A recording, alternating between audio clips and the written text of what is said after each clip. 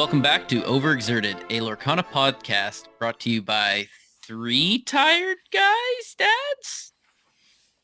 Are you a dad, James? I am not. Ah, well, I can send you one if you'd like. Yeah, so today we are He says with his number one dad mug for all our listeners. The irony of me volunteering to ship off my child while holding a number one dad mug is palpable.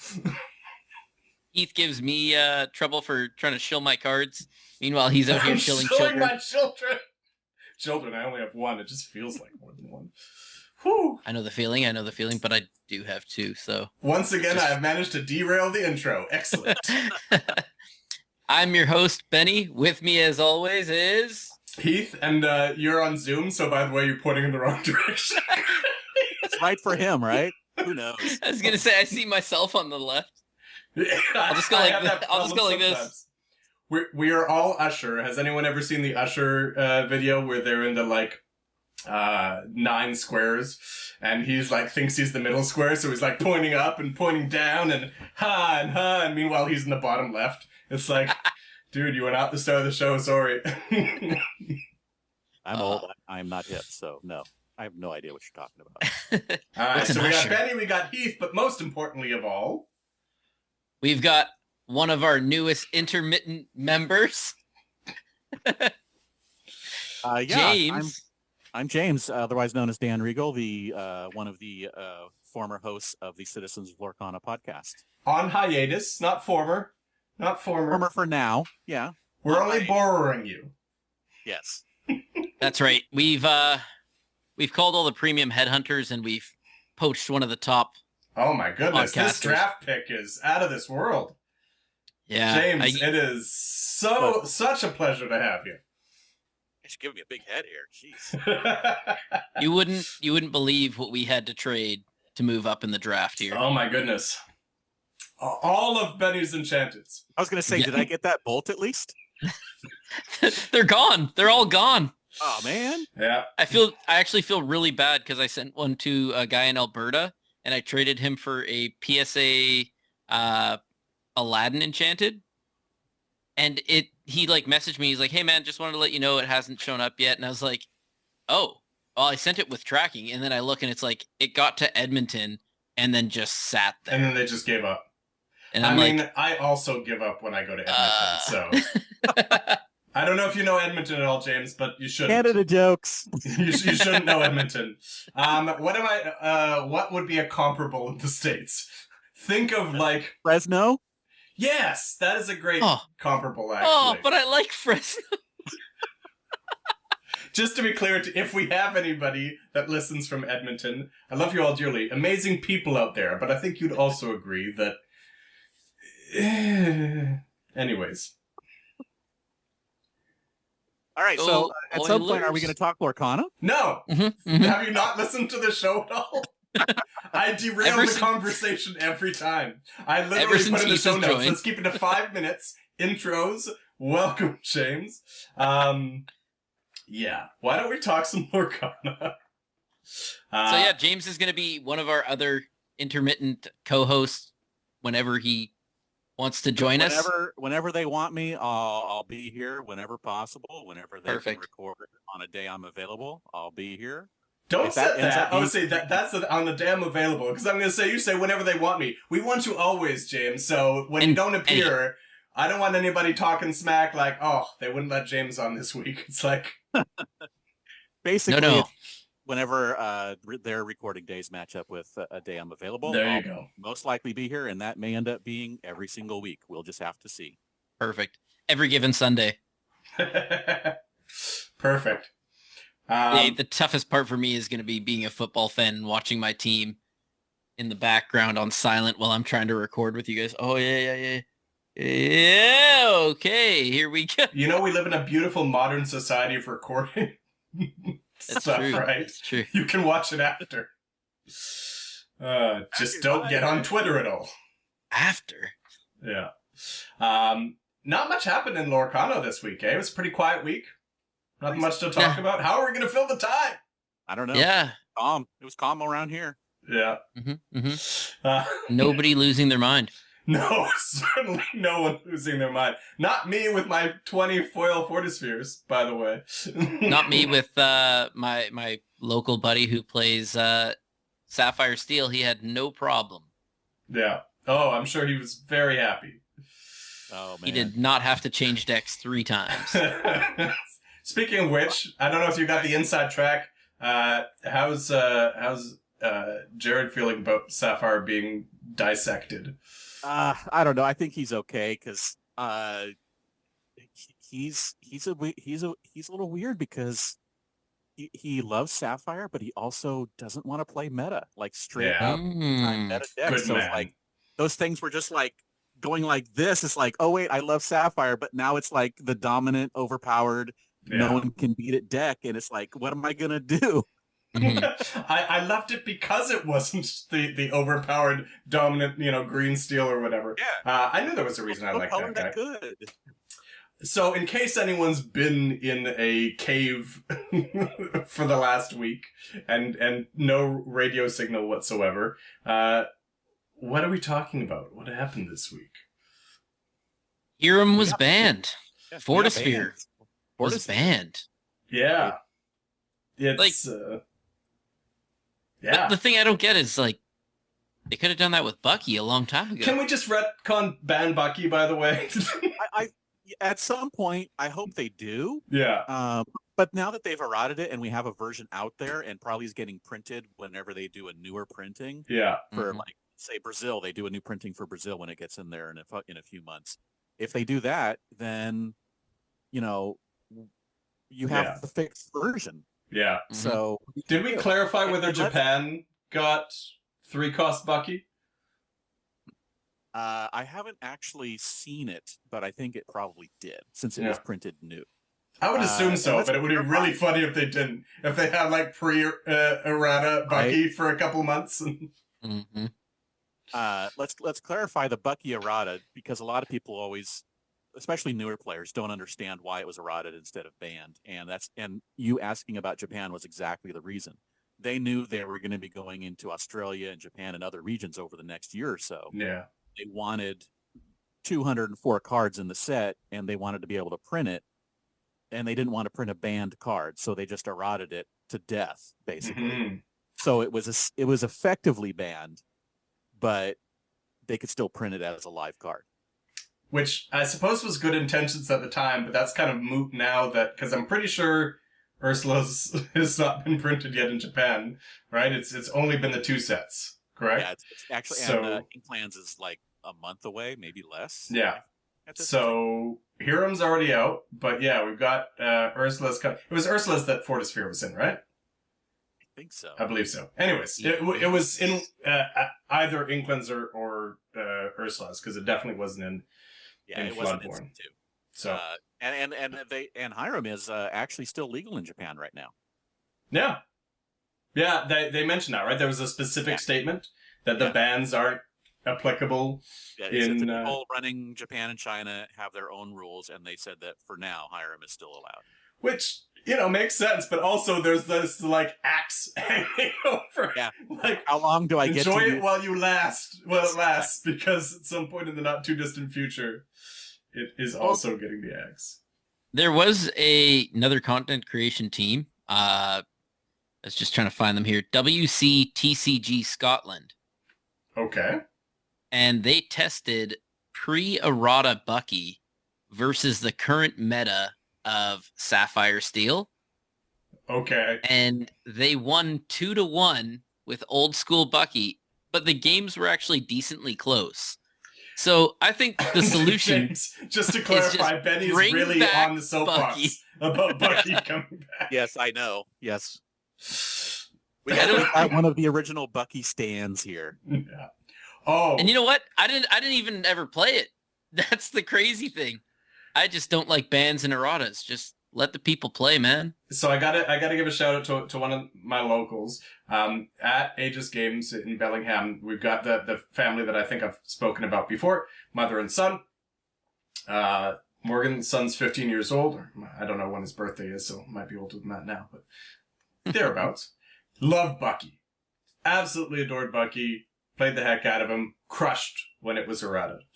Mm-hmm. For Christmas, his mom, Jessica, got a custom mat made for him of basically all of the major Disney villains, but with Bucky superimposed on their faces. So it was just all Bucky's. I think it was just the regular Bucky. I'm like, was it Laser Eye Bucky? No, I think it was just the regular Bucky. Anyways, regardless, it was just like basically just reinforcing the ultimate villain is Bucky. So I thought that was really funny. Yep. Or Bucky. I gotta get a picture of that to try and put on the screen, edit that in. I'll reach out to them because that's such an amazing piece. So let's get back to the ban. How are we feeling about that? Do we feel like they made the right choice? Let's throw it to James first. Do you feel like they made the right choice? Would you have done things differently? Both in terms of what they banned, what they didn't ban, and kind of the rollout of it. How are you feeling about it? So I've been listening and reading to a lot of people talk about it, and this is my first ban because, of course, I've not played TCGs before this. Yeah. I had Insert first time meme. Yeah, I had no real issue with how they handled it. It was a bit of a shock. I had a little window up in my laptop at work watching Wonderland stream on at the time, and all of a sudden, like they bring up the page and it's like, is this real? And it was just like that bit of a moment where you're like, is this real? I got so many texts like, is this actually happening? Yeah, and so I like what they did. They announced the ban. They said, hey, we're going to have letters explaining why the ban, and then we're going to have a Q&A, all in the same day. And I think that whether or not the reasons were enough for you, I think it was a good thing that they took the time out to do all of those things. Yeah, I think that was a good move.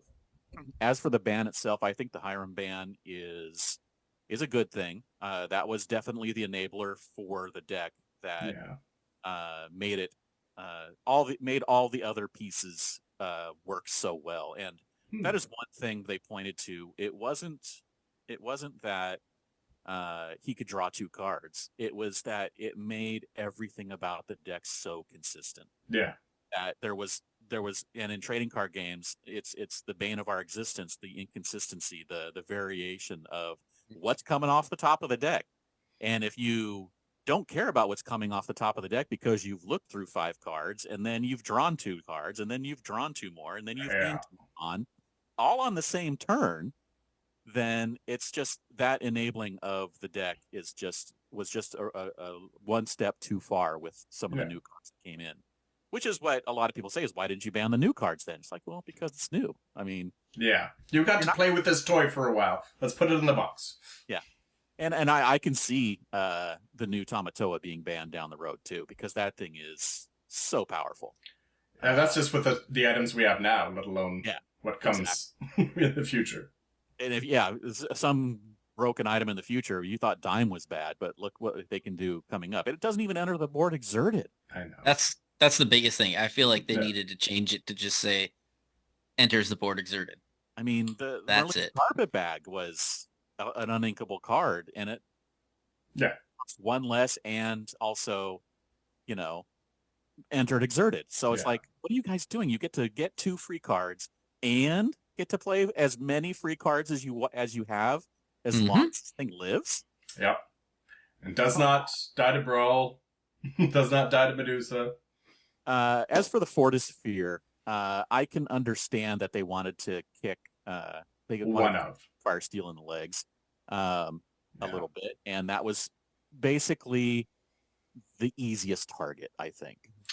A lot of people are pointing out that there's plenty of draw and steal when they commented that it went against Steel's identity. Now it doesn't draw and then discard like most Steel cards do when they draw. Yeah. But still, there are Steel cards that do just straight draw. That was the one thing about the statement that got me, was the whole not aligned with Steel piece. It's like, sure, but that felt like a weak justification. I feel like if you just say, hey, we already hit Sapphire, we don't want to really kneecap them with doing Popsicle, so the next best option is get rid of Fortisphere. Which is first Popsicle and Steel. I mean, it's Yeah. Yeah. But like first and foremost, if you get rid of Popsicle, there's a Nick Wild card that says bring back Popsicle. So now that card's now useless. Oh, So now you've made no. 3 different cards. It was a good card, look, if but you're I'm gonna like, It was build played for a while in that meta, right? It was played Yeah. in that meta, but like, originally, but yeah, but it's like you're essentially just getting rid of 3 cards in Sapphire if you get rid of Popsicle and Hiram. sure. So, I mean, no one's playing them anymore, but I think it's just that they didn't want to overly target Sapphire, like Ruby Sapphire, I think specifically, but sure, any Sapphire deck, right? If you get rid of both Popsicle and Hiram, then the Sapphire players are really up in arms saying, why did you only target us? Now it's just the Sapphire Steel players that are up in arms saying, why did you only target us? yeah.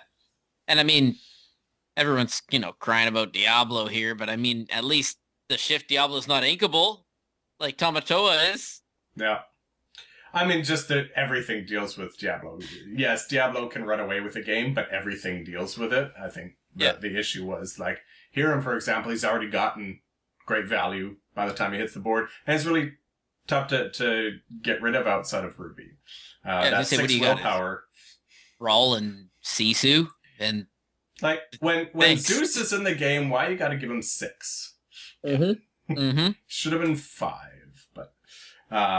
again, that kind of goes back to errata v ban. It's like, I think erratas make things too clunky. Like, it's too like, oh yeah, what was the change again? Because I've got the original card. I was like, what's it? It's 5 willpower, and it only draws on quest now, and, Yeah. It's like... And remember, we had that, for a day, we had that version show Oh up yeah, in the app, one card, yeah. where it was a 1-card draw Yeah. on play and quest. So you know that they were testing different versions of it because they knew it was a problem way back then. Yeah. Yeah. That was a while ago now, eh? Yeah, that was like a year ago. Yeah. I remember people were panicking then. Not my Hiram. It's like, well, guess what? Guess what? He doesn't exist. I did that today, by the way. I was, I guess, yesterday I was organizing all of my cards and unsleeved my Hirams and Fortispheres. I didn't have, I wasn't playing burn them. No, but they're sleeved up, ready to go in case I ever do want to build a deck. So at some point, I imagine, and this might be way down the road, but at some point, I imagine they're going to look at formats. And there's going to be, the equivalent of, in Magic, a standard format, which is kind of the most current stuff. There's going to be eternal formats, call it Vintage and Legacy in Magic. And so if that comes to pass, I imagine at that point, they don't ban it for that, because Vintage formats are typically expected to be more powerful. So don't burn them just yet. And we know that they're kind of actually planning for that already. You can see it in the starter decks. Okay. Because in the starter decks, 1 through 4 have cards for 1, and then 1 and 2, and then 1, 2, 3, and then 1, 2, 3, 4. When 5 came out, it only had cards from set 5. And now the 6 has 5 and 6 in it. That's quite the deduction. So basically, they have, when we hit set 9, there are only set 9 cards in there. That means that they have planned ahead to have 1-year sets of removing from the standard block or whatever they're going to call it. And it's just pre-planning to be able to remove 1 year at a time. Yeah. Man, I don't know if I hope it doesn't. I was about to say I hope it doesn't, but maybe that's too harsh. But I was going to say I hope it doesn't get as convoluted as Magic, because at Magic, at one point they had block formats, which was basically the year. They had standard, which was 2 years worth of sets. They had modern, which was all the way up to like 2/3 the way through the history of Magic. And then they had the legacy formats, which were 2 different variations, one with bans, one with restrictions of all of the sets. It's like so many formats. And now they've got Commander. And they've got like... Yeah. I think that in my head, I feel like the 3-year mark is where we're going to see something happen possibly, because that's when we're getting Pixar. And it feels to me like if we call the first chapter the core set, it feels to me like we're going to get a new core set when Pixar comes in. And we may get a bunch of cards that repeat what first chapter cards did. I think if they eventually go to formats, that's almost required, because there's going to be cards that... So you can go about 2 ways. You can reprint cards, or you can do what Magic does as well, and they do both, oddly enough. They'll reprint cards, but they'll also effectively reprint cards, but with a new name. So it's the exact same functional card. It's just got a new name on it. Which then you can have both if you really want to. So you can't make too powerful cards. Those are usually like common staples, like draft staples, where they'll just reprint them with a new name. Like we've been getting a billion 1/2/2 goons. Yeah. A bunch of different characters. I think like Dragonfire, stuff like that. Like a card that's like almost not necessary, but like a really vital piece in draft. Of course, I've got to bring it back to draft. In limited. But you don't necessarily want to just reprint Dragonfire, every set. So, from time to time, print that or something like that. Kind of go through the removals in the different sets and have at least one piece of decent removal in every set, I think would be useful. So you don't end up with a draft like this set, which is just like, there's just no removal. It doesn't exist because they're like, we printed everything functionally that is removable. It's like, so then just start reprinting. I want to talk about the rollout a little bit because, James, you touched on this. Benny, how do you feel about the rollout, the fact that it was immediate? Well, I guess two things. One, how it was announced. And then two, the fact that it was an immediate effect versus Bucky, where they read they're like, hey, you've got, I think it was, 2 weeks notice or something like that they gave us before the errata took place? How are you feeling about that? Like, after a set championship as well? Yeah, as set, but before Toronto. So Toronto was affected by the errata, but yeah. Yeah. I thought that the rollout was kind of too quick. Like, I kind of prefer when there's a little bit of time for people to, I don't know, if they have a tournament that they're going to, because I did hear a lot of people saying like they were on their way to a tournament on the weekend and now their deck is completely needing to get changed. Yeah. So, I mean, for some people it's not a huge overhaul. For others it is more of an overhaul. But yeah, I felt like there could have been a little bit of a heads up beforehand because people do have things going on. There's not just an abundance of DLCs going on.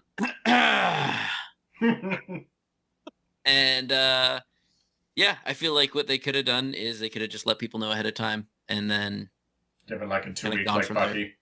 Yeah. So this is where I wonder if it's indicative of their not really, I don't know if it's thinking about or caring about non-DLC, non-set chance, non-Ravensburger affiliated tournaments, like third-party events. And I say not care, not like they're like dismissive of it, but just like it's not gonna move the needle for them in terms of their rollout of things. Any thoughts on that, either of you? Absolutely. I don't think they move the needle at all. I think the only place that they do is what Steve mentioned, is that they pay attention to them for results to see what is in the meta, what's shaping up, how people feel coming out of them. They pay attention to those things, but they're not going to use them to delay or time messages. Yeah. As we can see, what they will use, like you mentioned, is their own events. Like they did make sure Bucky was gone before Toronto or whatever it was. And that's what they did here. They're like, we have to get this ban in place now because set champs start in 3 weeks. And we want and we want to make sure people have time, to get their deck set for set champs. Yeah. Oh. Yeah, that makes a lot of sense, actually. So there you go.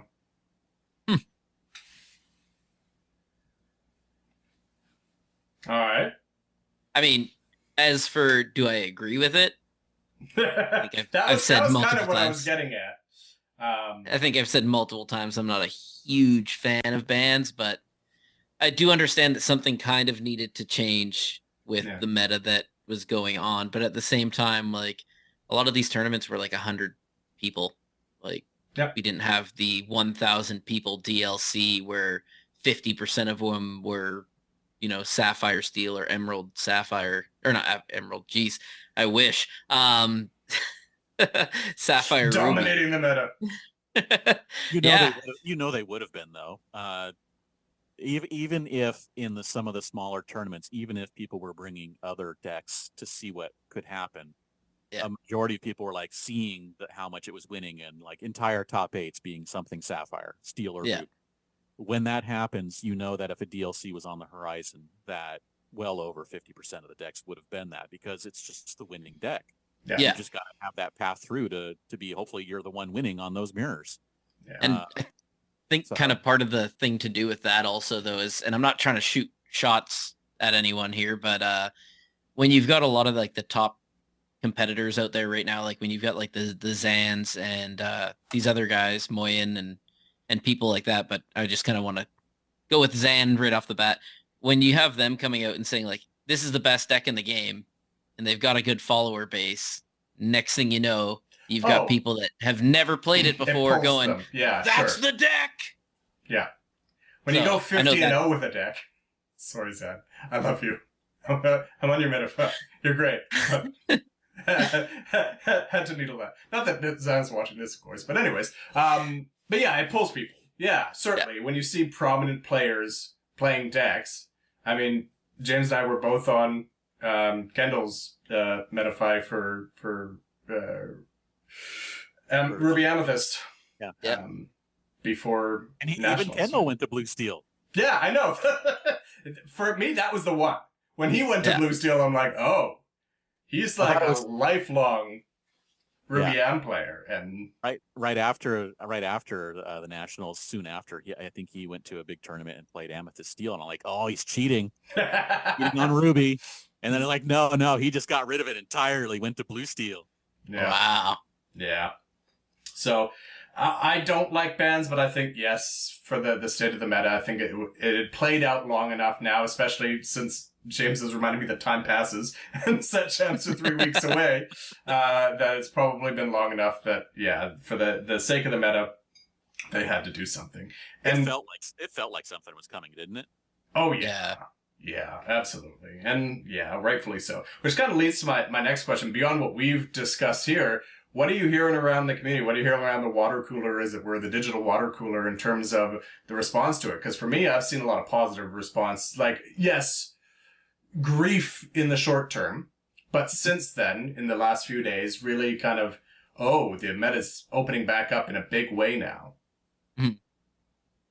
Lots of, like you said, lots of grief, lots of people that are very sad about their deck getting kneecapped.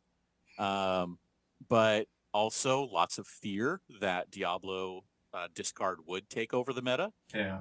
And honestly, though, I think after this weekend, we saw that the meta really did just wide back open. We had so many different decks topping small to big tournaments. We had DKP winning with Ruby Sapphire again. The burn build, his Melbourne build, yeah. I mean, not like the same 130 player tournament, and the other top four were 2 Ruby Amethyst and an Emerald Steel. Yeah. We had other I can't remember where the store is, but the Forbidden Mountains stream of the Encounter games was an all Amethyst top 4 with Amethyst Steel mirror match. Yeah. The top game. And so we have a lot of different stuff happening. So I think the meta just broke wide open again. Yeah. Mm-hmm. Yeah. With to figure it out. With DKP. Weeks. Yeah. With DKP taking that tournament, I said he's got to change that deck name. It should be No Hiram, No Problem. Yeah. I mean, he was already cutting Hiram in Melbourne, right? He was down. Yeah. Which didn't seem possible until DKP pulled that. I think he said he felt like he had to put it in there. Yeah, he felt compelled to. Yeah. Because it's just community is just going to be mad. Yeah, right? There will be riots in the streets if I don't have Hiram in here. So, yeah, definitely the grief. And I think, for me, the one that stood out the most was Sailor. Specifically on Twitter, Sailor kind of calling out, and I think rightfully so, like, don't lessen people's grief. They've been, yes, this is a game, we get it, but, you get attached to these things, especially if you're the type of player that plays, the same deck all the time, right? For me, I'm, ADHD to the max, get bored, move on to another one. So I don't have those same attachments, but I certainly value those that do. So I think that's reasonable for sure. I think I've played pretty much every single deck combination color in the last year. Yeah. That's it might have been only 1 week just for goofs one time, but I've done it because I'm same. I'm not necessarily beholden to any one color color pairing. I just like playing the game, so I'll just play whatever. Yeah. I'm still playing Emerald Steel. Yeah. And I've only changed 2 cards out of my deck. Man. It's funny. You'll play either the most crazy off-meta deck, or you'll play Emerald Steel discard. I like my opponents not being able to play things. Now, I've also been called the worst Emerald Steel player because I have missed, in a game, I have missed over 15 card draws. Oh, gosh. With my Diablo sitting on the board. That was the thing I was so proud of in Seattle, was that I didn't miss a single trigger. I had it, like, ingrained in my brain. Like, for Beast, it was ready, set, draw. Yeah. Set phase. For Diablo, it was, like, practically okay. As soon as I go to, like, flip over my ink for the end of my turn, the next movement of my hand is to the top of my deck to, like, hold it there while I watch my opponent. Why is my hand going here all the time of its own? I was like, oh, yeah, I have to draw when they draw. I think the hardest one was Prince John, because that one's so arbitrary, right? Beast and Diablo were kind of... Sometimes I find that I do the Diablo thing, and then I'm like, all right, yeah, go ahead. And then, like, as I'm, like, making sure that I didn't mess up, my opponent, like, draws, and then they, like, play a card immediately, and I'm like, oh, I see what you're doing. Yeah, I mean... Yeah. One thing that I will say about the meta, at least initial observations, obviously this can shift, it's been 1 week, but I would say in the spectrum of aggro to control, whereas I feel like outside of this craziness, which has been so unilateral, but I would say over the last few sets, that the meta overall always felt like it was slightly on the control side of mid-range.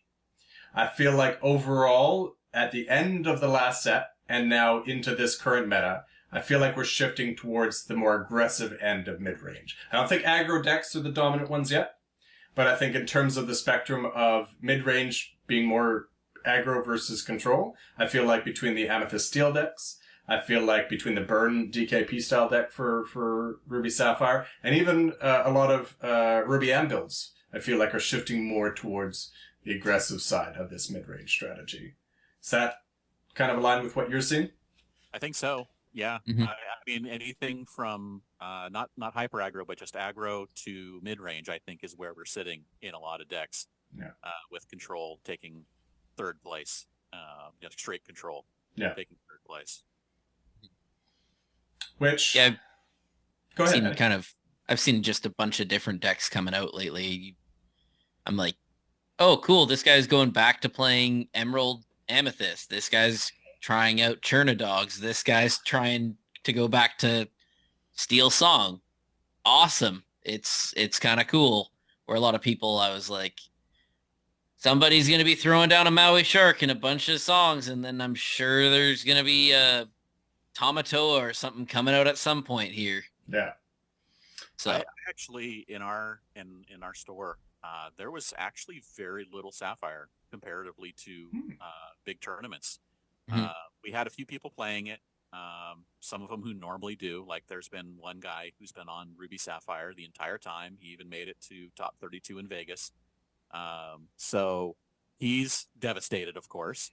But we had a few people that were playing it because it was new. But I think I only played against a Blue Steel or a Ruby Sapphire. Did I play any? I don't think I even played once. Three times I played Sapphire in 3 weeks. It was a lot of Amethyst Steel. Also Green Purple, which I was playing. I was playing the new Amethyst Emerald discard deck with the nothing but Diablo's deck, basically. All the burbs, as Knive would say. And I was actually doing fairly well into almost everything. I think over the 3 weeks I was like 9-2. So it was a fun deck, and I'm probably going to change it up this week now that the Sapphire's gone, because everyone else is going to be expecting all of these things. So I'm like, I got to play something different now.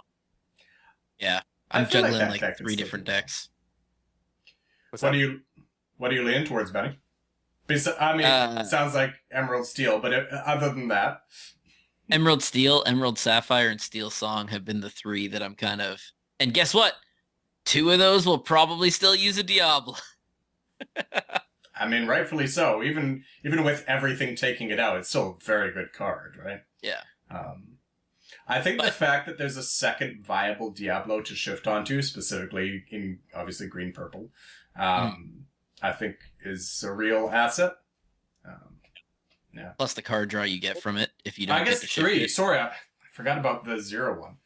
There's Yeah, three viable. interesting that that new Dual Link Diablo in the Emerald Amethyst build is Yeah. the only new card.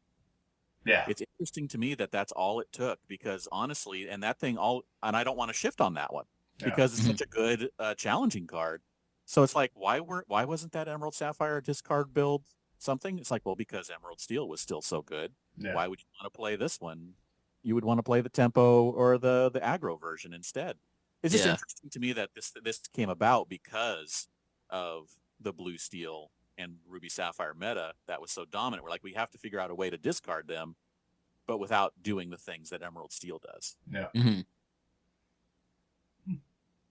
All right. That Cricky though, man, that Cricky, I love that.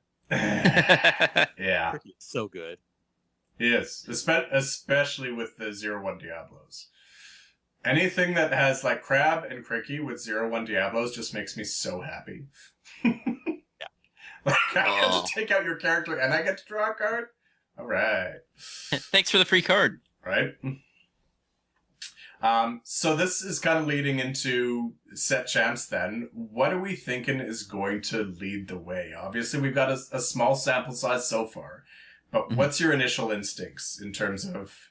so, Benny, are you thinking Green Steel is going to be the top of the pack? Like, I would say, like, what do you think are, like, the top 2 or 3 decks going to shape up to be? Emerald Steel and Steel Song. Steel Song, now are we talking about DDH, Diggy Hole Steel Song, or are we talking classic Steel Song? I don't know. I feel like there's some sort of hybrid in there. Because I mean, if you think about it, Steel Song is the one thing that kind of messes with Emerald Steel. And Emerald Steel is the deck that everybody hated last set. So Yeah. it's a little bit of fire and ice right there. Because I know as soon as I throw down a Diablo, and then somebody goes, oh, okay, that's cool. Well, I already threw down a Cinderella, so you're about to lose your Diablo. Enjoy. It's kind of like, oh, well, I don't want to shift my Diablo anymore. So I don't know. Then also, the Amethyst Emerald over there getting the, you get rid of my Diablo? Well, I'm still going to get a card. So thanks. You're talking about the 0-1, yeah. Yeah, Cinderella's always going to be a nuisance. This is where I actually appreciated Belle for the, like, foil to turn 1 Cindy, but obviously she was using her powers for evil and not for good, so what can you do? James, what do you think is going to shape up to be the top of the metagame? I think we're back into a wide open meta with 5 or 6 decks that can take it, depending on your local meta. I think that Amethyst Steel is a very strong deck now, and anyone who knows how to pilot that correctly is likely going to get a top 8 no matter what. I think that Ruby Amethyst is on the way back, obviously, with 2 of them in the top 4 in the 130 person. Yeah. It's a completely new kind of build, and I'm interested to see what that can do. Ruby Sapphire didn't go anywhere. I mean, it's not the same build, but someone's going to try and figure something out. Yeah. And maybe not the whole full on DKP version, but also not the old item version either. The Blue Steel Kiwi, I think, is a very strong deck in set champs because it can just win fast. You get your curve, and there's not a lot that people can do to stop you. Harlan would be very happy to hear you say that. Emerald Amethyst, like I mentioned, was playing very well in my local meta. I don't know how well it's doing. I don't see it in many tops, but I see it in some top 8s. You get a good run, and I think you can win with that. Steel Song for sure. Yeah, both versions I think are both still really powerful. Yeah. I was looking at, if you go on Ink Decks, they have that win matrix. Have you guys taken a look at that? Oh, yeah, I look at that all the time. I mean, I haven't looked at that since the ban, because all I saw was the, like, 55% plus of Sapphire, Ruby Sapphire and Sapphire they have Steel. a button to remove decks that contain banned cards. Oh, So wow. look at the meta now, the Matrix meta with that. And if you're looking at that, every deck has like a significant weakness. So like, there's the triangle of Ruby Amethyst and Steel Song and Emerald Steel, not even quadrangle. And all of those, they all lose to something else, one of those 3 or 4 decks. They all lose one of those. So you can't pick a deck and go like, look, you might be able to pick a deck and say, look, my local meta is heavy on Steel Song and Amethyst Steel. Which one beats those two? And be able to play that. The problem is, of course, you have 3 weeks to build it and practice it and get good at it, because that's what we're doing now, is we're trying to figure out what you can play. So hopefully it's a deck that you've had practice on over the last year or so. And this is where I think, for me, just psychology-wise, or just kind of human nature-wise, I think it's pretty easy to say that the top decks that are going to be the top decks for the foreseeable future, because we're given such little time between now and set champs, that I think a lot of people are just going to revert back to what they're comfortable with. I know one person, particularly in the Vancouver group, that has been waiting on, I mean, I guess 2. One that's been waiting for Diggy Diggy Hole to be meta again. And I think, given this avenue, is just going to race right back to it. And I think, you commented yourself, James, that you weren't seeing a huge shift to Sapphire, and neither were Benny or I in our locals. So I think, some, for sure, but not a lot. So I think people were already playing what they were comfortable with, and this is just going to really root people back in what they're comfortable with. So I think, based on where we were at the end of last set, that for me, it's Emerald Steel, not necessarily first. Emerald Steel, I would probably place as maybe even third. I would probably place, James, what you mentioned, which was Amethyst Steel, as number 1. I would probably place Ruby Sapphire as number 2, and I would probably place Emerald Steel as number 3. I'm not as confident in the Amethyst, or in the Amber Steel, whether you want to call it Digga Digga Hole or Steel Song or whatever. I would probably put that in the top 5. But I don't know that I'm confident that it is as competitive. I think, some people saw some great success with it, and it's a very good deck. But as you say, everything can win on any given Sunday. Anything can win. But I think you're going to see those 3 decks kind of filter to the top a little bit.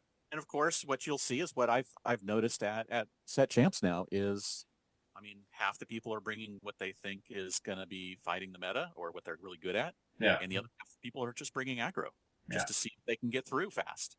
Yeah. That's true. Sorry, go ahead, Benny. I was going to say, it's not really a triangle anymore, because there's so many different decks that we had. It's more of becoming like an octagon, where it's like, this corner is good against this corner, but this guy's going to take out this guy real quick. 100%. I could not align that matrix to be like, okay, which one gets like 3 decks? The most, There's nothing that hits like 3 decks, and you're like, come on, give me something that's like against more than 2. And this is where James, there with a pen and a pad. I think like, you hit the nail on the head. Play what you practice with, because ultimately, this is what I love when people try to game the meta. Very, very few of us, if any of us, are the GOAT. Right? It's really hard to game the meta. You don't know what your matchups are going to be. And your deck is probably only really good inherently against 1 or 2 other decks, which the likelihood that you're going to see it might not be that high. So instead, rely on your proficiency with the deck and playing the deck well, and you can probably then win matchups that you might not be that favored against, rather than play a deck that you think is going to do well. Or play a deck that you enjoy as well. This should be another part of the equation. That's why I played, not that I necessarily enjoy it, but that's why I played Blurple last. That was just for laughs. I played Blurple the last set champs because I'm just like, you know what? This is a deck I've ragged on so many times. I'm just going to play it because I feel like making a crazy shift. So whatever reason or justification, I would say err on the side of maybe not trying to game the meta because you're probably not going to roll the dice very well. You hear that, Benny? And to everybody who's local to my area, just play what's bad against Emerald Steel, obviously, because I'm not going to play it. No, I'm not going to play never. it. I haven't gotten most of my practice. Look, we all know, Benny, we all know that there is actually about a 50% chance he won't play Emerald Steel. I'm going to make a whole new deck, baby. He's like, oh, wait, I got inspiration at 2 a.m. the night before set champs. So I'm going to build a deck for the next 3 hours and then get 2 hours of sleep and then let's go. You know what I'm going to do this time? This time around, just before, also, shout out Tomb Keeper Games and Mission. Tomb Keeper cards, sorry. I just want you guys to know, just before I go there on May 4th, I'm going to turn on a nice little Disney flick, and I'm going to hear a whole new world. And I'm going to, that's it, a whole new deck. Here we go. I thought you were going to say, okay, I got to play Steel Song. This is the sign. I thought we were going to Star Wars because May the 4th be with you. Oh, I told them they have to play Star Wars on the TV while I'm there. So here's what you do: the day before set champs, or the night before, 2 a.m. You do like Disney Plus roulette, and just like hold down on the like classic Walt Disney cartoons, and let go at some point. And whatever movie you land on, make sure that your deck involves cards from those, and you're good. So just make sure I land on Sleeping Beauty. Right. I wish they had a random or a pick me a movie on Disney Plus. That'd make my life so much easier. James, are you willing to go on record of what you're leaning towards, or do you like to keep it low key? Because no shame in that. I have no clue who's listening in my locals, but yeah, I probably. No one, James. Trust me. No. Get him, Eric. Get him, Eric. Yeah, Eric and I will be playing the same deck this week. I was going to say, they're usually play-testing partners, so I don't think that's the problem. No, we'll be playing the same thing this week. We tried it last week, and Eric hated the green-purple discard deck. Oh, did he? He's like, this is not my jam. Yeah. It didn't help that I beat him. This can't be the right deck for me. I lost. If I lost to James? What? So is that where you're leaning at least right now? Obviously, that can change the next 3 weeks. I'll go back to that, but I'm thinking I want to do something else because it's such a grind into Amethyst Steel. It is such a grind. It is. Yeah. I think I went 3-0 against Amethyst Steel players 2 weeks ago. Yeah, that was brain numbing in how I had to try and do that, and all of them went like 2-1, and every game went up near time. And it was just like this deck. I was like fighting uphill the whole way. Yeah. So I need something that's a little better to Amethyst Steel because there's enough of it locally, and what many consider to be the best player at our store plays it. Yeah. And so I got to make sure that I have something that I am used to, that I get enough practice in, and also I think has close to a 50% win rate against Amethyst Steel, if not better. So. We'll see. I was going to say, haven't you had a lot of success yourself in playing Amethyst Steel? Yeah. So I might play that. Yeah, I was going to say, if you can't beat him, join him. Right?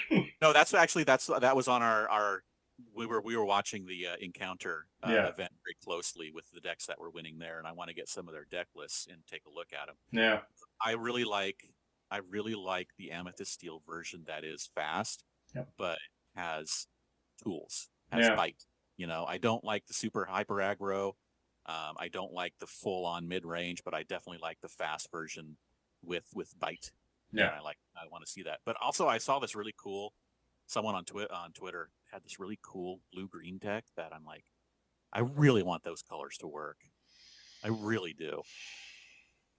That's the one, baby. Mufasa. No. No, it's still what I have to put up with, James. I know it's still all Clarabelle. It's still all you have to. It's basically the card draws. It's all about that cow. You know what? I had it go off for me twice. Just wait till there's a better shift target for Clarabelle. Yeah. I mean, we got two okay ones, but they're both fine. Like there's a reason why the deck works. They're both serviceable, but like especially the one drop, especially now.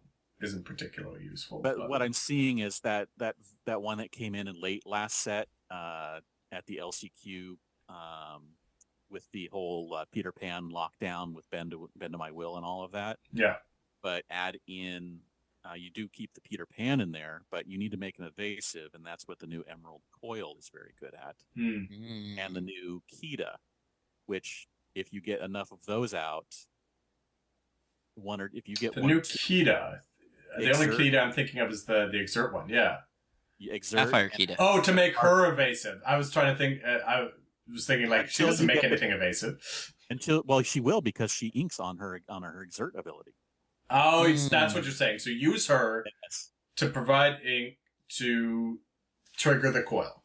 Yes. Gotcha. And if you this deck I that sounds like a lot going on. It does, but basically it's just stages of like once you don't really need the evasive coil until you have enough ink to make your Peter Pan evasive. Yeah. And you just ramp like normal until you get there and hope your Clarabelle helps keeping your hand full. Making Peter Pan evasive is big game. That's true. Yeah. Exactly. So things like that, but if you want to see it, I can show it to you, Benny, so you can change to it right before set champs. That's why I was sitting here thinking he's planted the seed now. It's buried in there. Back to the old Baja Blast. I've got that down here. I that was gonna be the deck I was gonna play if I'd done another set champs last season, was play that just for giggles. So maybe I'll how many decks do you guys probably have built ready to go at League? 0 if you want to count official builds, because I proxy a lot. I'll proxy until I've zeroed in on a deck, and then I'll buy the cards for that deck, because I don't have the collections of like. I am. I don't know, Benny. Do you buy everything? Get play sets? Oh, Benny's got. Oh, hold on. Stay right there. Yeah. I thought so, but I also heard him mention. I'm glad he's wearing pants, by the way. Gets up, no pants. That's going on the show. I'm going to record it and put it out there. Or I am recording it. You can't control it. It's out there. Yeah. I see some blanks there, buddy. What's going on? He's working on it. I don't buy singles, so I get all my cards from back. And Heath keeps forgetting to look at his list of needed cards and help him fill it. Yeah. Actually, that's probably the only time I buy singles is from locals. So yeah. There's a guy locally who has recently been opening each set. He opens 5 to 7 cases, and so basically I just get my singles from him at some point when I've opened enough. I only open like 2 boxes and a few troves, and then here and there, winning packs and whatnot. So I'll buy the rest. Now I'm missing maybe 25 or 30 cards for play sets of everything in this set. And I'm still missing Maui Sharks. Goodness, man. I had to buy those. Those are rough. Jared was giving me grief about that because I told him, wait till after set champs and cards usually go down. He's like, why is it Maui Shark going down? I'm like, that's one card. That's like the most valuable card of the game. Because it's good. So it was at 30, 35. It jumped after DKP's win in Melbourne to 50. I picked him up for 35, thankfully, and now it's at 45 still. Yeah. Oh, no. What have I done? Yeah. So it's like, just don't play Ruby for set champs and you're fine. Yeah, right? All right. Well, we'll talk about, I'm sure as we lead into set champs, we'll talk more about it in the following weeks, but let's Speaking of, take it home. Speaking of opening packs. You don't have time for 4. You get to open 1. He's showing me up. I only got 2. You each get to open 1.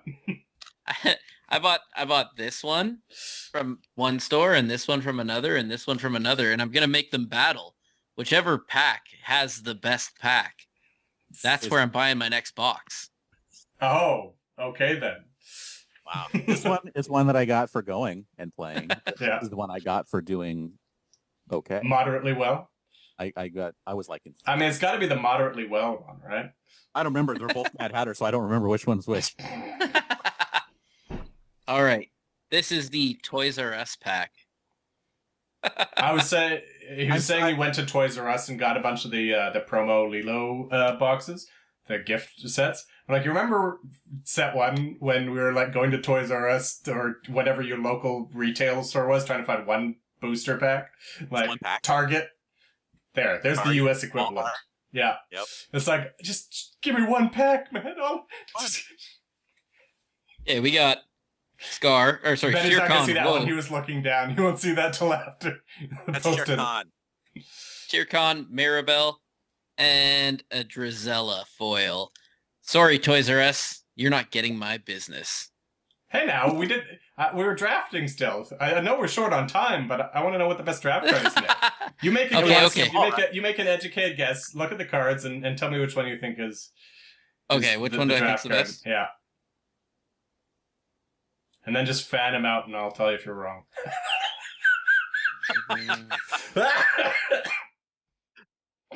See, James is actually a fellow limited aficionado, so I can't claim sole ownership of that in this group now. All right. You're taking too long, Benny. We're on to James's.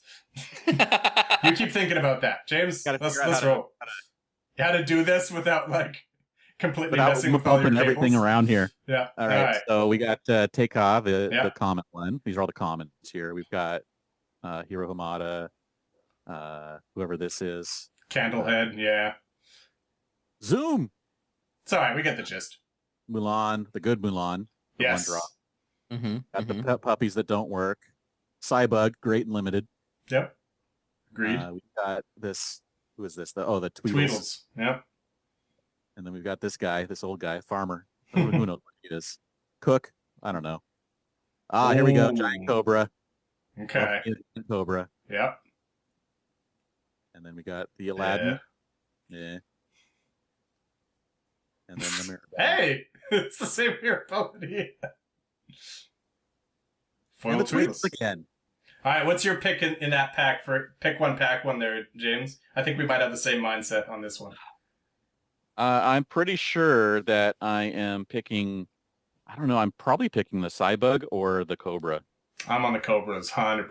Cybug, I mean, it's hard to find a good 2 in this set, so that's a fair point, but I think the Cobra's too good. And then depending on one drops, the Mulan would be my third choice.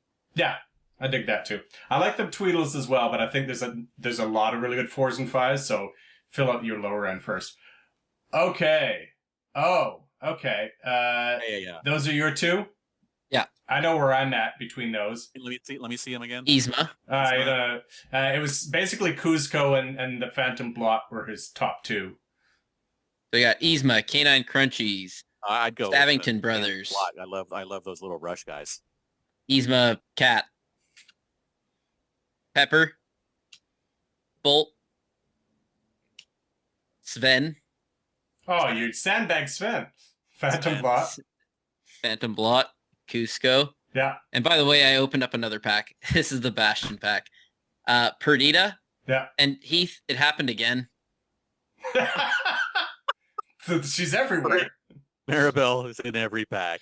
Yeah. Why? Why? Why am I hated? And then just a Maurice foil. Okay. So you're on the Phantom Blot. So I actually really like the Phantom Blot. Ben would be right there too. The issue I have with the Phantom Blot is a lot less in this format are playing 1 and 2 drops. So you're not rushing in often on turn 2. So it tends to come down as just a 2-cost 3/1.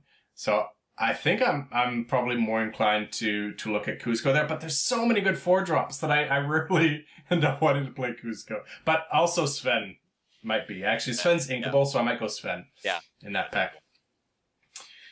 All right. Want to wrap things up with a moment of gratitude. I'm trying to make this a thing. We'll see if it sticks. I may be known for starting things that I don't finish. We'll see. I don't want to put you on the spot, but in case you have something that you wanted to shout out, James, I want to give you the opportunity since it's your first time on the show. Is there anything that you've experienced either in your local community, in the online community, where there's either an individual, not necessarily naming names, but just an individual or group or whatever that you want to shout out as just kind of a nice feel-good story from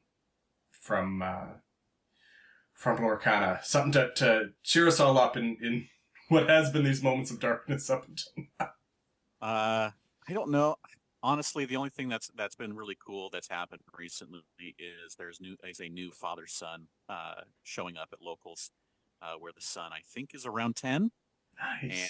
And it's his weekly. You get to pick what we're doing tonight for dad and son night, and the son is like, "We're going to go play Lorcana." So they've been showing up. So this week they've shown up for 2 weeks now, and I talked to them last week, and I'm like, "You guys need cards?" And they're like, "Yeah, of course." Like, we need to fill in our decks because we just started playing recently. Yeah. And I'm like, "All right, here comes some bulk." Yeah. So I'm gonna help them fill in some decks tomorrow night. Take some bulk to them. But it's just nice seeing new players still continue. We've gotten new players, at least 1 or 2 new players once a month, like all the time. Like we're always getting new. Now some drop off, of course, but we're always getting new players, which is really nice. Yeah, I think that is great, especially younger players, right? Like, some people will speak derogatorily about this being a kid's game, and others will say that it's not a kid's game. And whether it is or it isn't, it's a game for everyone, as far as I'm concerned. And so I love to see more people from all different walks of life, age groups, demographics, whatever, enjoying it. So that's a great story. I love that one. You were like, oh, that's not much of a thing. That's great. Love that. Thank you for sharing that, James. So we'll try, I think we'll stick to 1 a week. Let's not drag it out too much. Let's do 1 a week, and also that'll free us up to actually have some good stories. But also, anyone out there, if you've got one that you want to share, someone that you want to shout out, feel free to let us know in the comments, let us know on the Discord. We'd love to just be able to share your story on your behalf. So, moment of gratitude. Take it home, Benny. Well, I do want to let you know also, I opened up the all the other packs, and Tomb Keeper cards. They burn a hole in his pocket. He can't help himself. Tomb Keeper cards is getting the business, man. They're the only ones I pulled a legendary from. There you go. I threw that in my Emerald Amethyst for a week, and it did not see play at all. Yeah. Yeah, I'm just trying to make play sets at this point, whether I play them or not ever. But anyways, thank you for tuning in and joining us on this magical journey. Thank you, James, for coming on as one of our newest long-term co-hosts. Just like Heath, we've locked you both in now. Welcome to Overexerted. I'm indentured now. Let's not get it ahead of ourselves. And yeah, thank you for joining us, and we hope you'll join us again soon. Have a great week, and enjoy your locals and set champions with this new meta out there. Fresh new meta. Yay! Bye, everyone.